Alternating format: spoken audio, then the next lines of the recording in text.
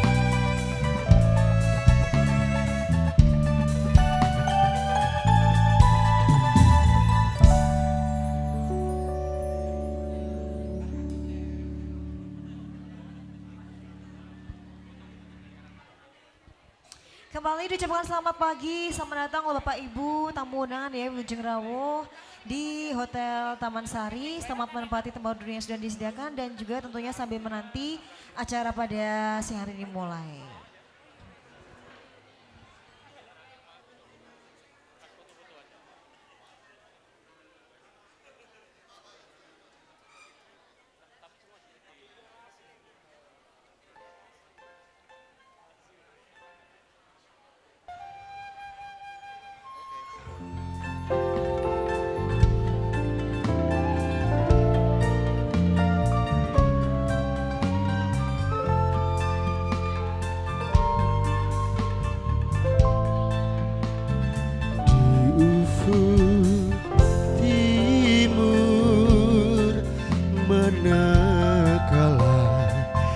Sinarmu redup tertutup awan, hari cerah tiada mencelang bagaikan purna harapan. Tiba datang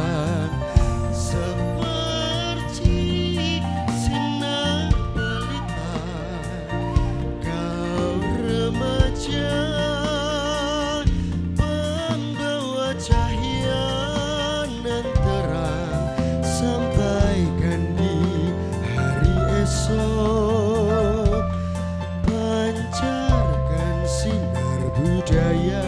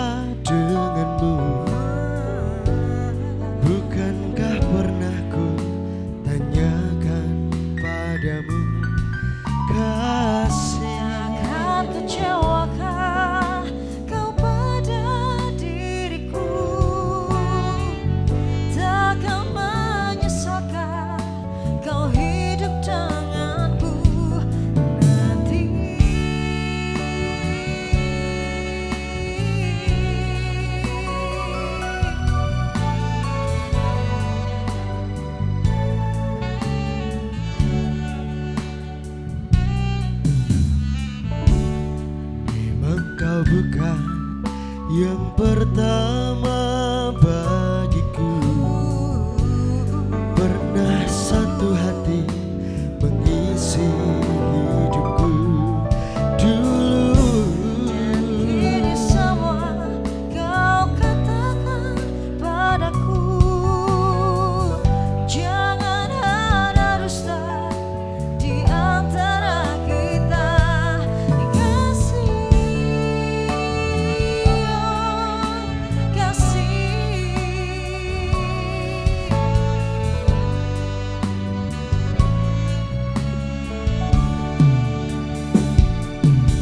Semua terserah padamu, aku begini adanya. Ku hormati keputusanmu, apapun yang akan kau katakan. Sebelum terlanjur kita jauh melangkah, kau katakan saja.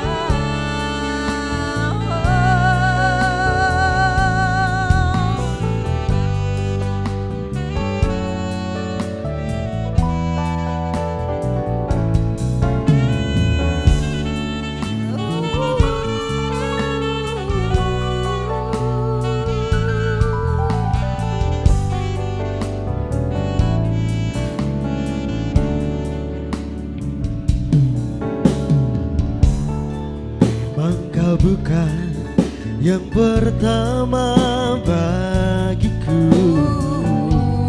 Pernah satu hati mengisi hidupku dulu. Dan kini semua kau katakan padaku. Jangan ada dusta di antara kita. Kasih, oh, kasih.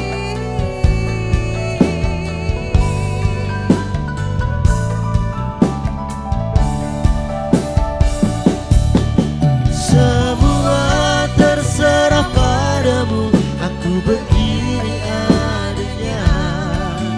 Ku hormati keputusanmu, apapun yang akan kau katakan. Sebelum terlanjur kita jauh melangkah, kau katakan saja.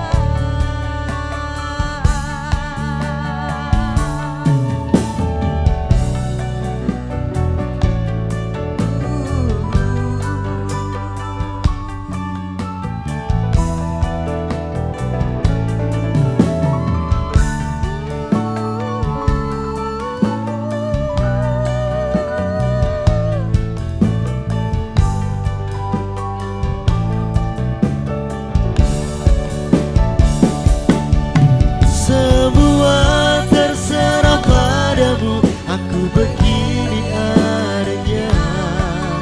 Ku hormati keputusanmu, apapun yang akan kau katakan.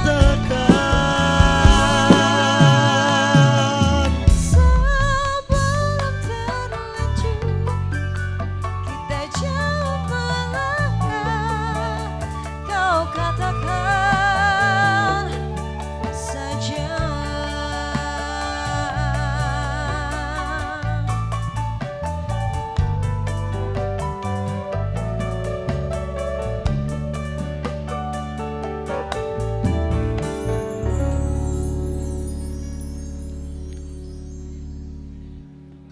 Sagenging para sesepuh, para pinisepuh ingkang satuhu kinabekten. Para tamu sinedan kakung saha putri ingkang winantu ing pakurmatan. Reh dene wekdal ingkang piniji sampun prayogi. Kebarna pambiwara ham miwiti lampahing tata cara pahagyan dauping pengantin sekalian wonten ing wanci injing punika. Dumateng kadang kula pangreksa gura swara, mugi hangaturaken unguling gending santi mulya. Sumangga.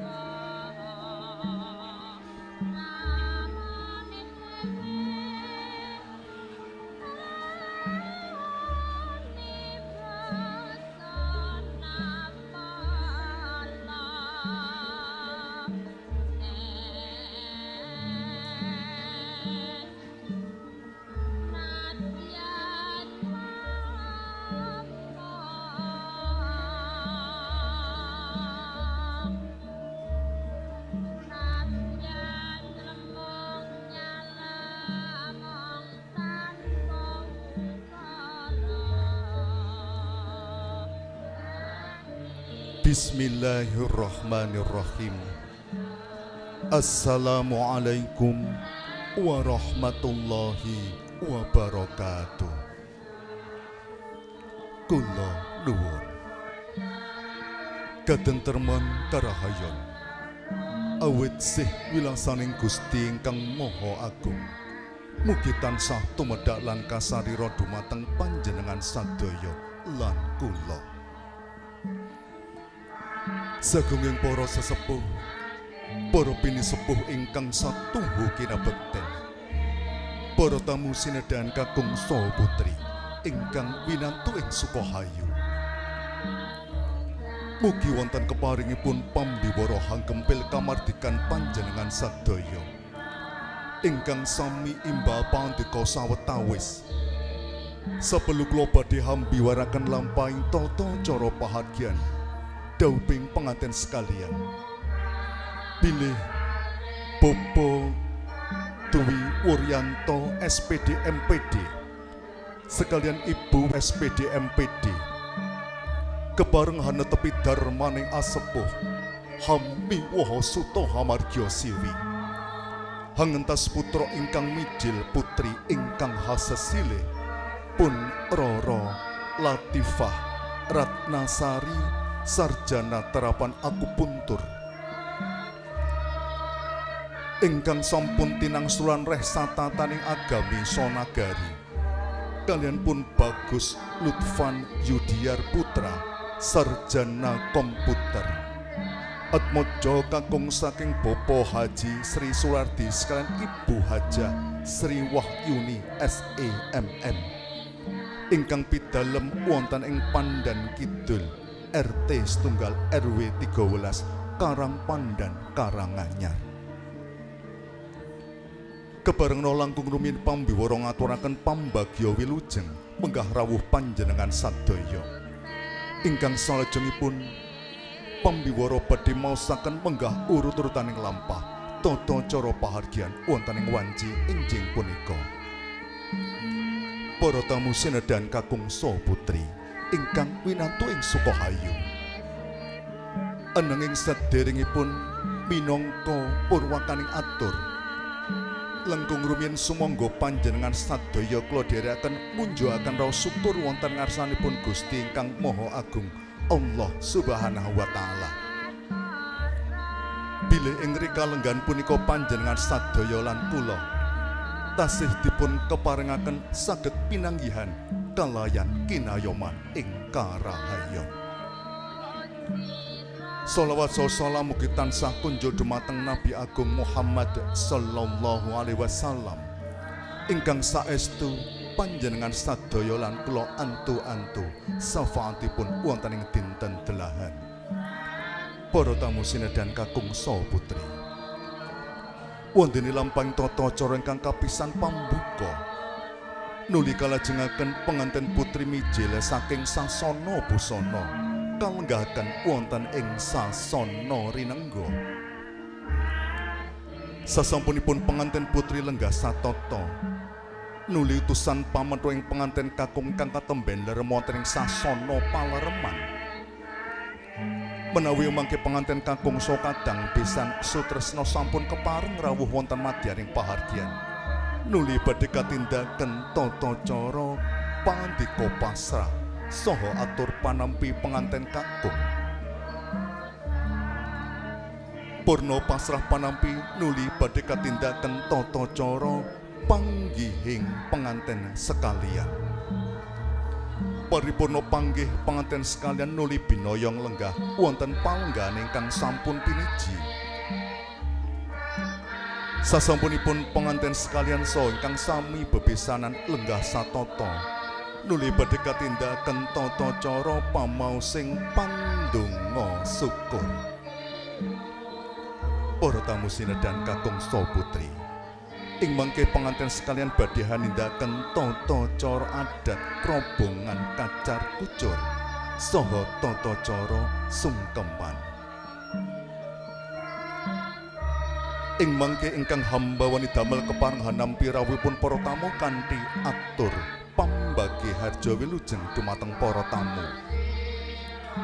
Saperipurnaning tata cara atur pambagi harja nuli mangke badhe katindaken tata cara foto pakurmatan wonten ingkang pungkasan paripurnaning pahargyan kanthi pratandha menawi mangke penganten sekalian saha ingkang sami bebesanan sampun kepareng jengkara saking palenggahan tumuju wonten sangajenging kori pahargyan saperlu tangkep asta ndherekaken kunduripun para tamu.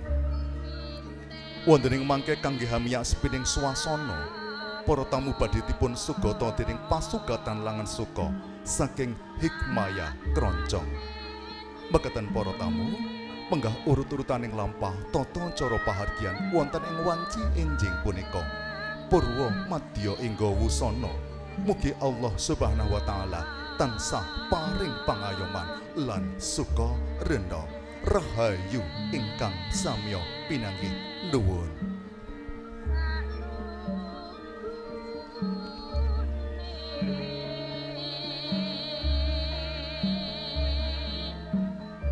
Para tamu sinedan kakung saha putri ingkang winantu ing Sukahayu, sasampunipun pambiwara maosaken urut-urutaning lampah sasmita ingkang kula tampi saking pangarsaning pahargyan bilih penganten putri anggenipun ngagem busana ngadi sarya 19 wadana sampun kepareng paripurna tumuli daya manjing wonten madyaning pahargyan ingkang kepareng hanganti nyuwun keparengipun dhumateng Ibu Sri Hartini SPD so Ibu Hajah Sri Partini SPD MPD. Para tamu, rawuhipun penganten putri tumuju wonten ing madyaning pahargyan kapurwakan dening para bridesmaid ingkang kepareng badhe lumebet wonten ing madyaning pahargyan satata wonten papan ingkang sampun piniji. Sumangga.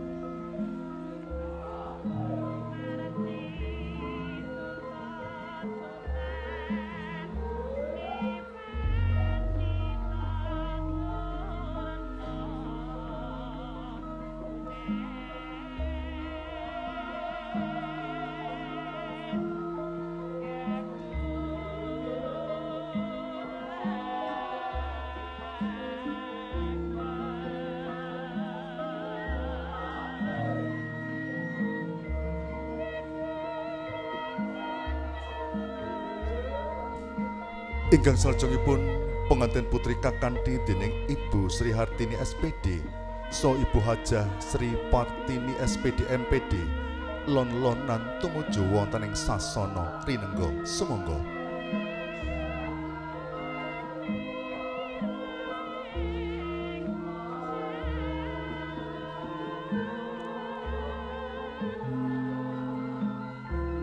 tinerbuka wiwaraning sasana busana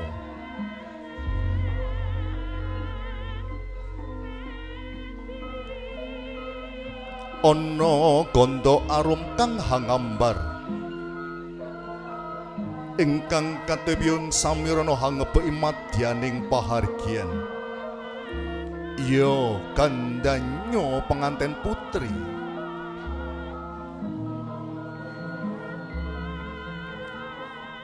sagebyar sakataliko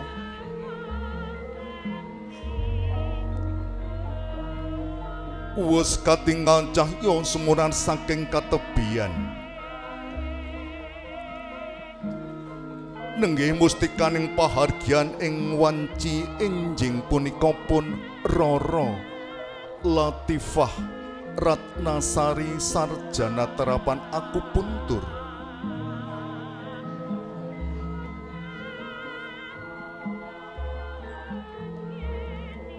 Atmaja putri saking Bapa Dwi Wuryanto SPD MPD sekalian Ibu Wiji Lestari SPD MPD ingkang pidalem wonten ing Sabrang Kulon RT kalih RW 13 Matesih Karanganyar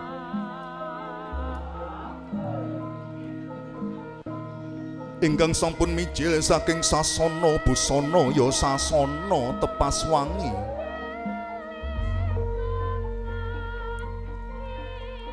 wis katingalon-lonan genya lumaksana kebaing pangati-ati awit imut pandikanipun para nata rum kuncaraning bangsa dumunung haning luhuring budaya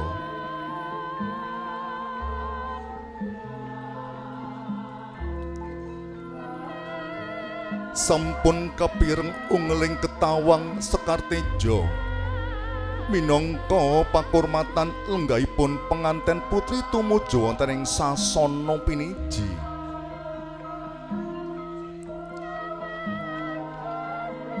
lampahipun penganten putri kakanthi dening Ibu Sri Hartini SPD saha Ibu Hajah Sri Partini SPD MPD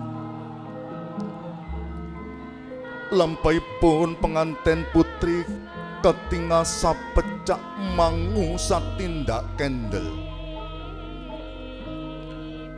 heninging cipta namung muhum nyenyuwun wonten ngarsanipun Gusti ingkang Maha Linangkung mugi tansah nurunaken wahyuning palakrama sajoga dumateng penganten sarimbit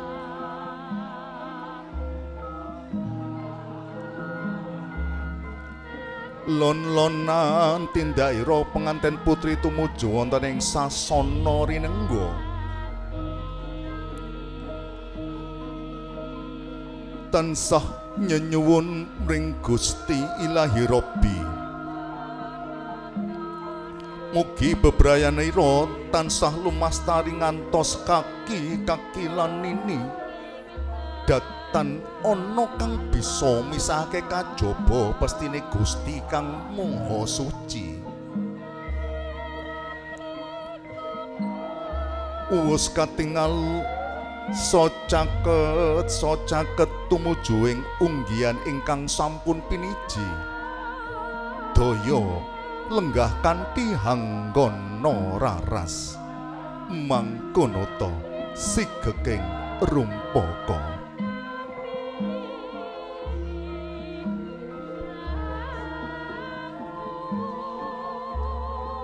para tamu sinedahan kakung saha putri sasampunipun penganten putri lenggah satata nuli utusan pamedhuing penganten kakung ingkang katemben larem wonten ing sasana palereman hawit saking menika katur dumateng Bapa Sardi saha Bapa Sugita mugi wonten keparingipun hamratitesaken hamapak rawuhipun penganten kakung saha kadang besan sutresna ingkang salajengipun katur dumateng Bapa Dimas Teguh Saputra SPD MPD kasumbuh dening Bapa Supriyadi saha Bapa Sudarto mugi wonten keparingipun samapta inggati sapeluhan nampi rawuhipun penganten kakung Para tamu kakung saha putri, rawuhipun pengantin kakung tumuju wonten ing madyaning pahargyan kinurmatan unggeling ladrang wilujeng. Sumangga.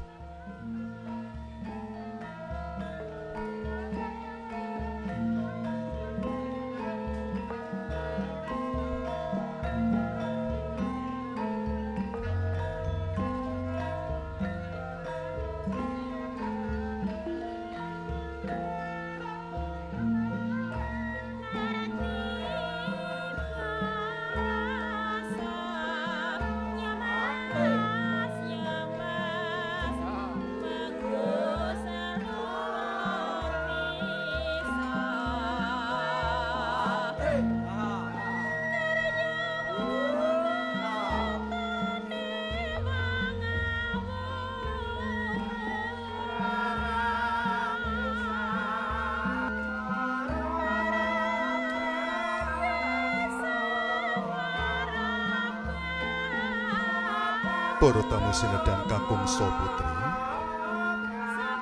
kawis tinggal pengantin kakung saha kadang pisan sutresna sampun kepareng rawuh wonten madyaning pahargyan. Pangersane lampah Bapak ZH Disnas Zulmi El Asar kapit dening Bapak Haji Edi Mulyono saha Bapak Kevin Anggit Wijaksono SPD sampun kepareng nyaket panyoro swara nuli hamasraken penganten kakung. Sumangga.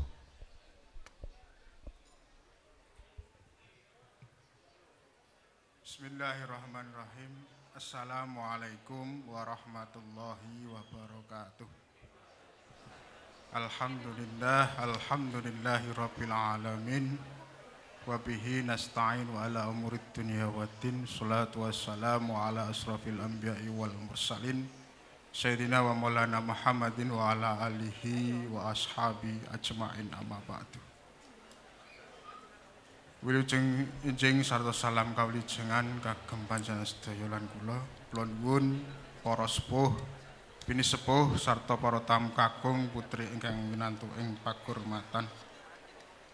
Murwakan yatur sumangga kula dherekaken ngunjukaken raos puji dalah syukur wonten ngarsanipun Gusti ingkang Maha Kawasa ingkang sampun paring kenikmatan dumateng panjenengan sedaya lan kula. Shalawat salam mugi konjuk dumateng junjungan kita Nabi Agung Muhammad sallallahu alaihi wasallam ingkang kita tenggo-tenggo syafaatipun benjing wonten ing yaumul kiamah. Allahumma amin. Bapak Dimas Teguh Saputra SPD MPD ingkang winantu ing Karahayon, kula minangka duta saraya saking Bapak Sri Sularti dalah Ibu Hajah Sri Wahyuni SEMM pidalem saking Pandan Kidul RT Setunggal RW 13 Karang Pandan kepareng ngaturaken ancah sing sedya ingkang sepisan salam wilujeng saking Bapak Sri Sularti dalah Ibu Sri Wahyuni mugi katur dumateng panjenenganipun Bapak Dwi Wuryanto SPD MPD dalah Ibu Wiji Lestari SPD MPD kanthi wasilah assalamualaikum warahmatullahi wabarakatuh. Ingkang kaping kalih kula minangka duta saraya badhe masrahaken Sri temanten kakung nuningkih Bagus Lutfan Yudiar Putra sarjana komputer putra saking Bapak Sri Sularti dalah Ibu Sri Wahyuni pidalem saking Pandan Kidul RT Setunggal RW 13 Karang Pandan ing badhe kedhawuhaken kalian Roro Latifah Ratnasari sarjana terapan akupuntur putri saking Bapak Dwi Wuryanta SPD MPD telah Ibu Wiji Lestari SPD MPD wadene ijab sampun kalampahan kala wau enjing tabuh 8 enjing sampun kalampahan kanthi kalis ing sambikala. Ingkang salajengipun pasrah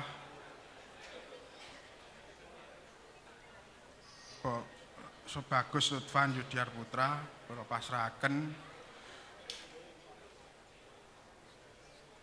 dumateng Bapak Dwi Wuryanta SPD MPD telah Ibu Wiji Lestari SPD MPD mugi saged dados keluarga ingkang sakinah mawaddah warahmah. Ingkang salajengipun nampa bilih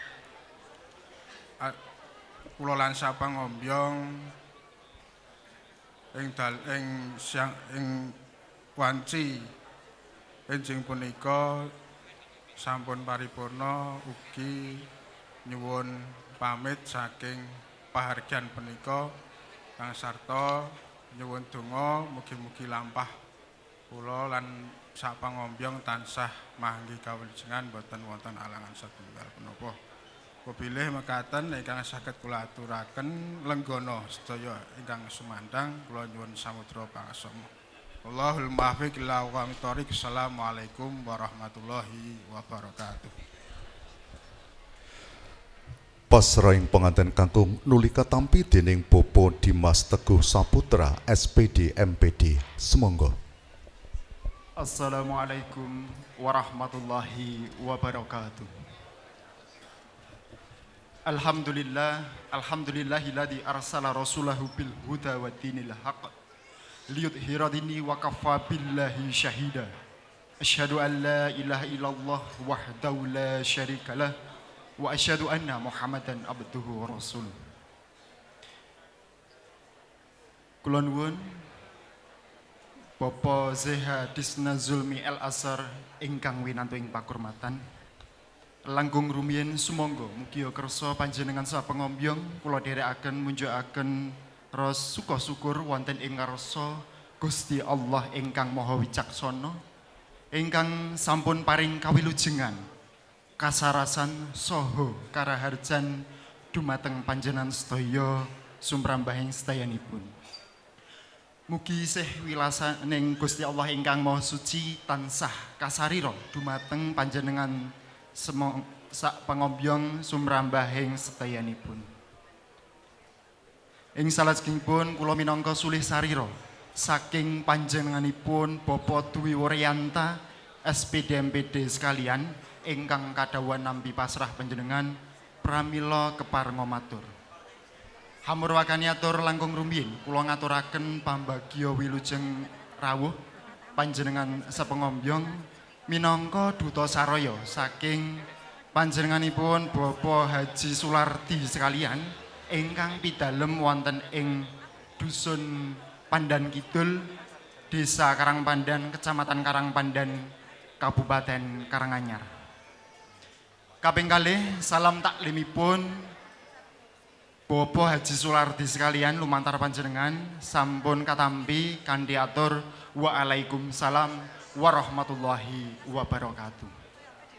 Wondene menggah anggen panjenengan hamasrahaken pun Bagus Lutfan Yudiar Putra sarjana komputer atmajanipun Bapak Haji Sulardi sekalian kula tampi kanthi suka bingah.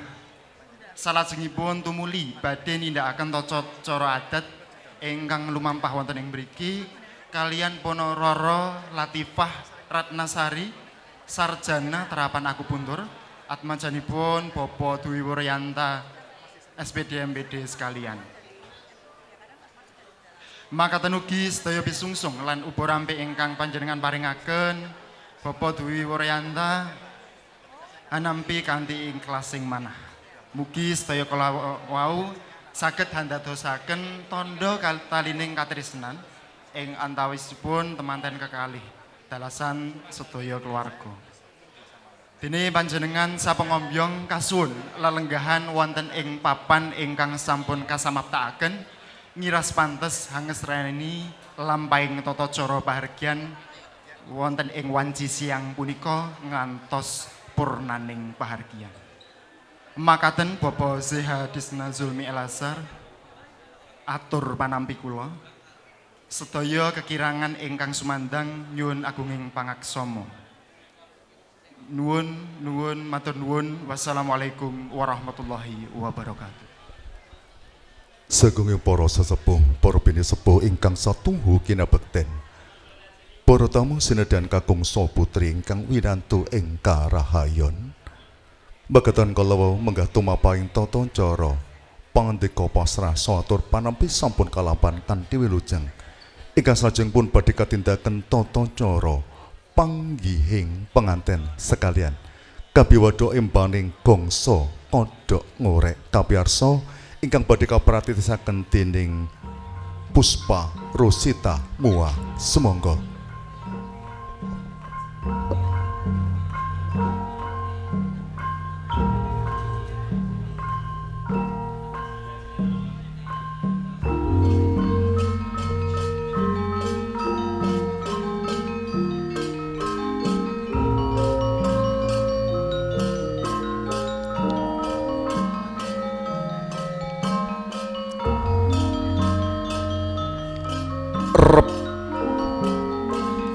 Rep tidem tan ana Swabawa.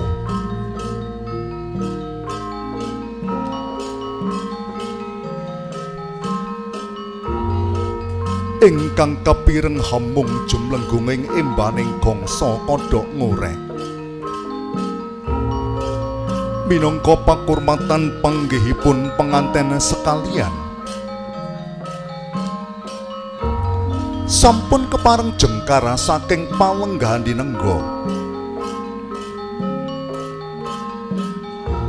Penganten putri pun Roro Latifah Ratnasari sarjana terapan akupuntur. Lon-lonan tumuju papan ingkang sampun piniji.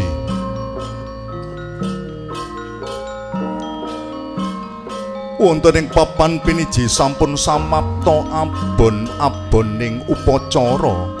Katingal kambang kumambanging Sekar Tri Puspa arane Tri Telu Puspa kembang telu cacahe. Mawar melati mewah kantil. Lon-lonan penganten sekalian apagut tinggal. Tempu ing pandulu catur netra linambaran budi luhur. Sakala wonten daya paribawa ingkang tumanduk wonten ing penganten sarimbit.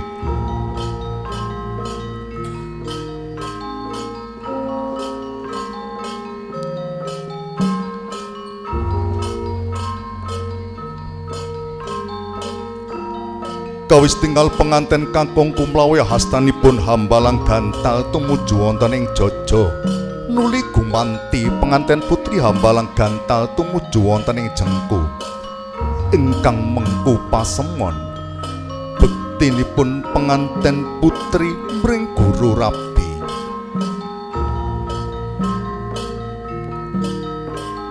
Penganten sekalian nuli tangkep asta manunggaling cipta.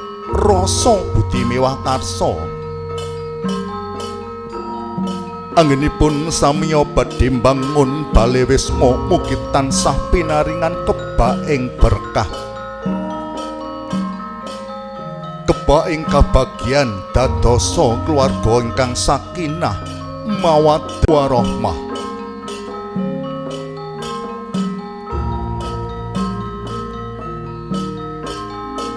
Kawis tinggal penganten putri anjengku dumateng kakungipun menika tandha yakti bektinipun penganten putri dumateng kakungipun. Kawis tinggal penganten kakung hamidak tigan ingkang tinindian kalian dramaanipun tigan pecah makbiar. Menika mengku pasempon panyuwunan dumateng Gusti ingkang murbeng dumadi.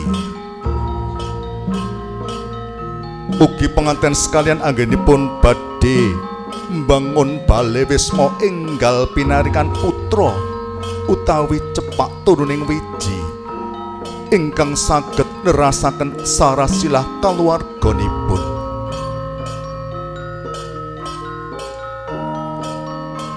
Nuli kawis tinggal penganten putri Habiji sukunipun ingkang kakung. Menika ugi tandha bekti penganten putri dumateng kakungipun.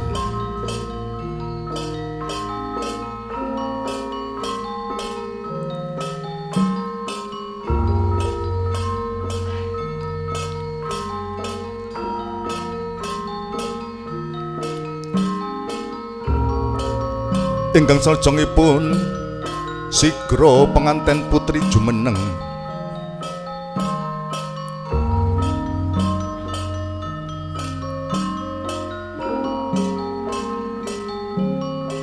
lumampah tumuju wonten sak sisih kiwanipun penganten kakung. Menika ugi tandha bilih penganten putri tansah nengenaken ingkang kakungipun.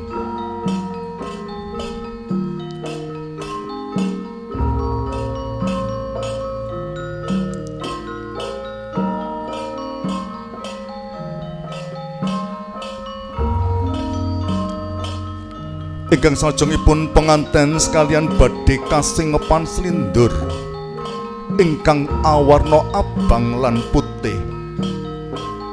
Nuli binoyong lenggah wonten sasana piniji kanthi hang laras maya tindakipun.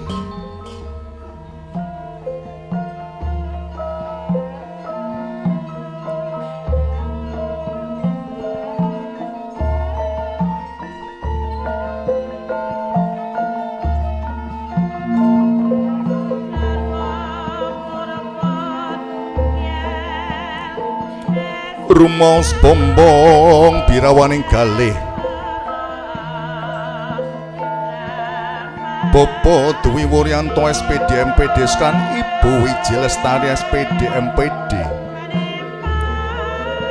nguningan ingkang putra tansah gegandengan asta tan bisa ginggang sarambut paribasane.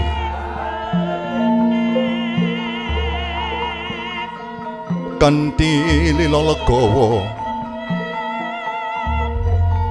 tan sambung nyenyuwun wonten ngarsanipun Gusti ingkang Maha Linangkung.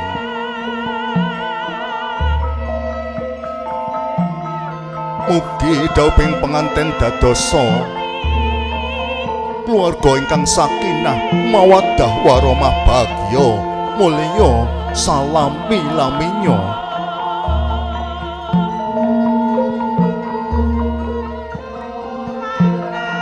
Mugi penganten sekalian dadosa putra ingkang utama marma kados kundanging kidung paribasan agatan kena dinulu lembut tan kena jinumput tansah demen tetulung hing sasama murihan damel kuncara asmaning kaluwarga.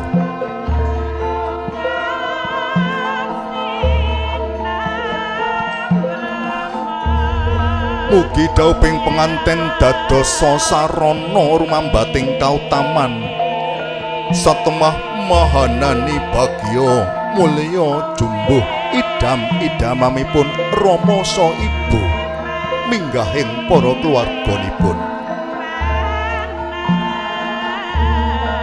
Us katingal sacaket tumuju ing unggihan ingkang sampun piniji daya lenggah kanthi hanggana raras mangkono ta sigeking rumpaka.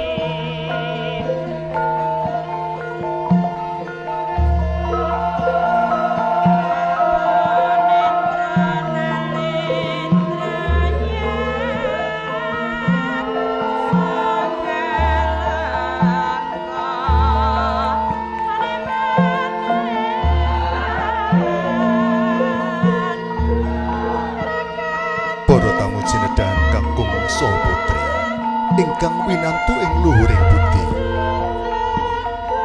Sasampunipun penganten sekalian lenggah satata nuli ingkang hambawani damel Bapak Dwi Wuryanto SPD MPD sekalian daya hamrebeki rawuhipun kadang pisan sutresna nenggih Bapak Haji Sri Sulardi sekalian Ibu Hajah Sri Wahyuni SEMM.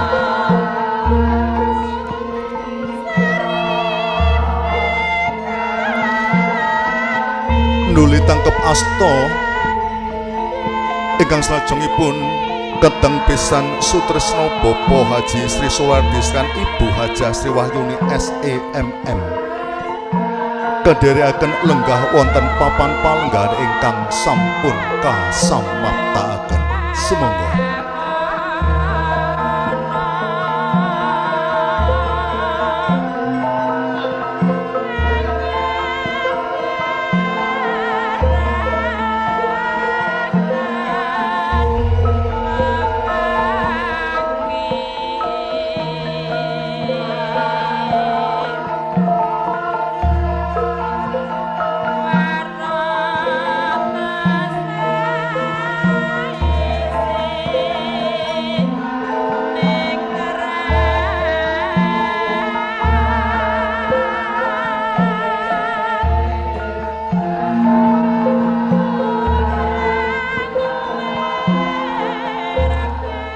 Para tamu sinedan kakung saha putri ingkang winantu ing bagya mulya. Sasampunipun penganten sekalian saha ingkang sami bepisanan lenggah satata nuli badhe ngaturaken tata cara pamaosing pandonga syukur ingkang badhe kawasaken dening Bapak Sami Parjohartono Sarjana Agama. Hawit saking menika duh para tamu, semonggo panjenengan sedaya kula dherekaken lumebet wonten ing heninging swasana. Ingkang salajengipun katur dumateng Bapak Sami Parjohartono SAG kasumanggaken nuwun. Assalamualaikum warahmatullahi wabarakatuh. Alhamdulillahirabbil alamin. Dumateng ngarsanipun para tamu kakung tidak dinurmatan. Sumangga kita sedaya kita dherekaken sareng-sareng munajat dumateng Allah. Mugi teman-teman sekalian pinaringan barokah lan rahmat Allah Subhanahu wa taala sarta kawilujengan lumebetipun dumateng para tiyang sepuh, para tamu kang putri, mugi tansah kaluberan rahmat lan barokahipun. Pramila sumangga wasata kita awiti kanthi kapurwakan maos umur kitab kala dherekaken. Ibu kamratul Al-Fatihah. A'udzu billahi minasyaitonir rajim. Bismillahirrahmanirrahim. Alhamdulillahirabbil alamin. Ar-Rahmanirrahim. Maliki yaumiddin. Iyyaka na'budu wa iyyaka nasta'in. Ihdinas siratal mustaqim. Siratal ladzina an'amta 'alaihim ghairil maghdubi 'alaihim waladdallin. Amin. A'udzu billahi minasyaitonir rajim. Bismillahirrahmanirrahim. Allahumma shalli wa sallim ala Muhammad rasulillah jama'in. Walhamdulillahi rabbil alamin. Hamda syakirin, hamda takhirin, hamda hamidin, hamda yuhabinimah wa yukafu majidah. Ya Rabbana lakal hamdu kama yabaqjal wa'ati min sultanik. Allahumma gfirli wali walidayah warhamhuma kama rabbana sahiran. Rabbana dhalamna anfusana wa illam taghfir lana wa tarhamna lanakunanna minal khasirin. Allahumma ighfiril mu'minin wa mu'minat wa muslimin wa muslimat al-ahya'i minhum wal amwat nasamin qadri mujibu dawat ya qadil hajat. Rabbana ighfir lana dhunubana wa kafir an sayyiatina wa tawaffana mal birrar. Rabbana la tu'akhidna in nasina aw akhtana. Rabbana wa la tahmil alaina isra hamalan min qablina Rabbana wa la tuhammil anta ma lana fansurna al-qawmil kafirin. Allahumma rabbana atina min ladunka rahmah wa ilhamna amina rasadan. Rabbana hab lana min azwajina wa dzurriyyatina qurrata a'yun waj'alna lil muttaqina imama. Barakallahu laka wa baraka alaika wa jama'a bainakuma fi khair. Barakallahu laka wa baraka alaika wa jama'a bainakuma fi khair. Barakallahu laka wa baraka alaika wa jama'a bainakuma fi khair.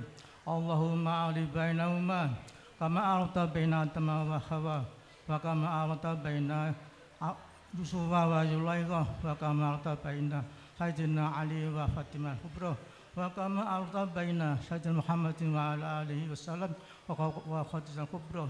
Rabbana atina fid dunya hasanah wa fil akhirati hasanah wa qina adzabannar. Subhana rabbika rabbil izzati amma yasifun. Alhamdulillahi rabbil alamin. Wassalamualaikum warahmatullahi wabarakatuh. Purna tata cara pamaosing pandonga ingkang sampun katindakaken dening Bapak Sami Padja Hartono SAG nuli badhe katindakaken tata cara pasugatan saking Dimas Catering kanthi parade. Sumangga.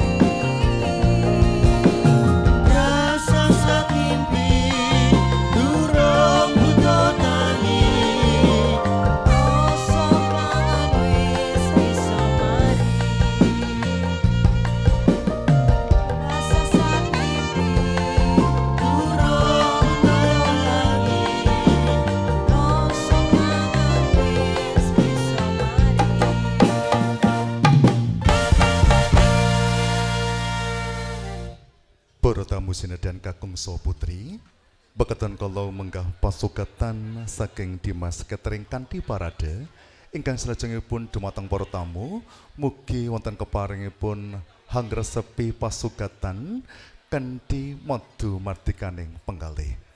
Para tamu kakung saha putri, ingkang salajengipun pengantin sekalian badhe hanindaken tata cara adat kerombongan kacar kucur ingkang badhe kapratitisaken dening Puspa Rosita Mua kairing ungling gending Sri Widodo. Sumangga.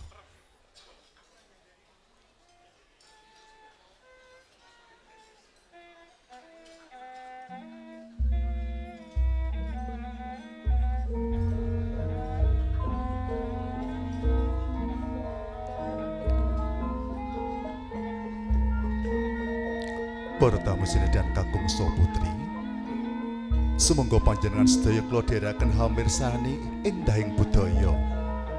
Tetilaranipun para leluhur-leluhur ingkang linangkung supados boten kasilep kalian kabudayan manca nagari. Ingkang sepisan pengantin sekalian hanindaken tata cara kacar kucur. Kawis tinggal pengantin kakung hangesaken guna kaya wonten pangkonipun pengantin putri. Wonten ing salebeting pengantin kakung hangesaken guna kaya, para sesepuh sami hambatos kacar kucur rukuna kaya sedulur, kacang kawak dele kawak rukuna kaya sanak. Menika mengko pasemon bilih pengantin kakung hanggadhahi kewajiban paring asil guna dumateng pengantin putri.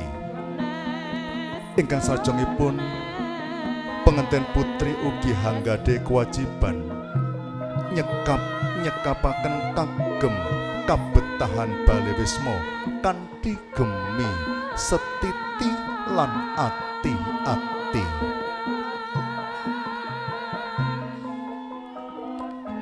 Ingkang salajengipun kacar kucur ingkang kaesoaken kalawau nuli kabuntel kacaosaken dumateng Rama saha ibunipun. Ing pangajap mugi tansah lestari widodo sapanginggil sedaya gegayuhanipun.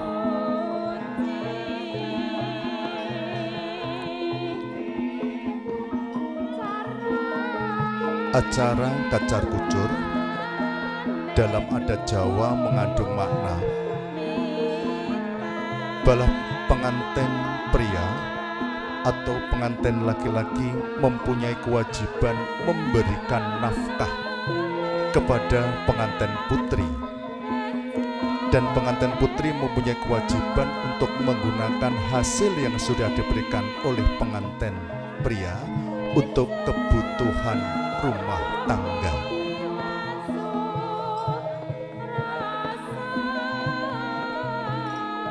Ingkang salajengipun pengantin badhe hanindaken tata cara dahar sekul walimah ingkang winastan dulang-dulangan.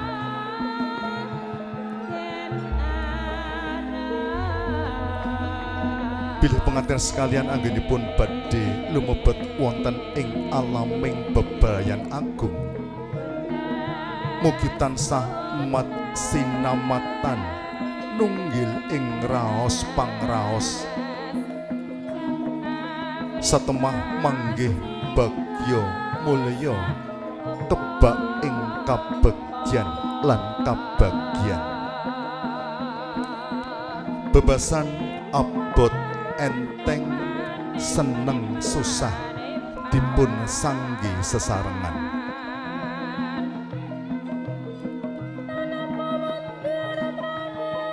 Dulang-dulangan mengandung makna bahwa di dalam mengarungi bahtera rumah tangga, pengantin harus bisa bersama-sama mengarungi kehidupan, baik dalam keadaan suka maupun dalam keadaan duka, maupun dalam keadaan bahagia maupun juga dalam keadaan susah, harus bersama-sama supaya tetap utuhnya dalam suatu keluarga yang sudah dibangun.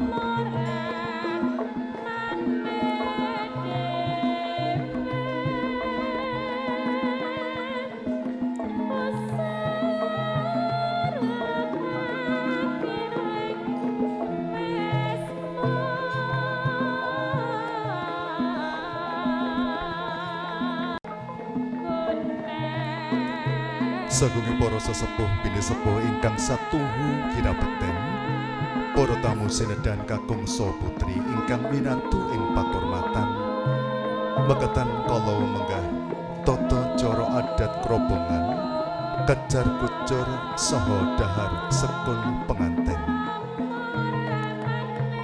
Ingkang salajengipun penganten sekalian badhe hanindaken tata cara adat sungkeman. Nenggih penganten sekalian badhe nyuwun tambahing donga pangestu dumateng Rama saha ibunipun ingkang badhe lelumban wonten samudraning bebrayan agung. Wonten ingkang kepareng hamratitisaken sungkemipun penganten sekalian kasuwun dumateng Puspa Rosita Moa. Wonten ingkang kepareng hanglolos duwung nyuwun keparengipun dumateng Bapa Hanung Lili Sukendra, SPD, MPD, MM. Para tamu, sungkemipun penganten sekalian dumateng Rama saha ibunipun kairing ungeling lelagon Wiwit Aku Isih Bayi. Sumangga.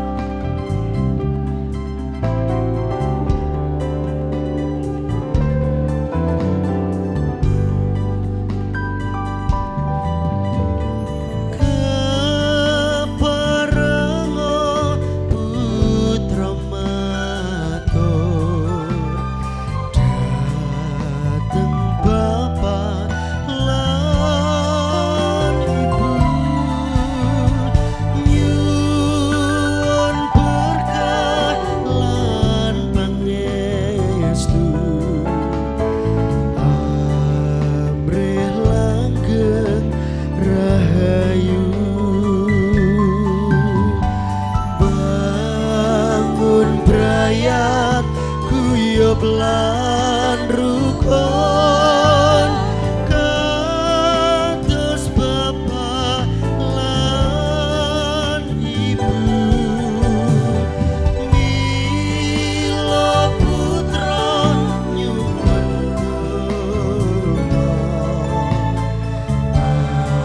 amrit tentrem raharja mila putra nyuwun donga amrit tentrem raharja.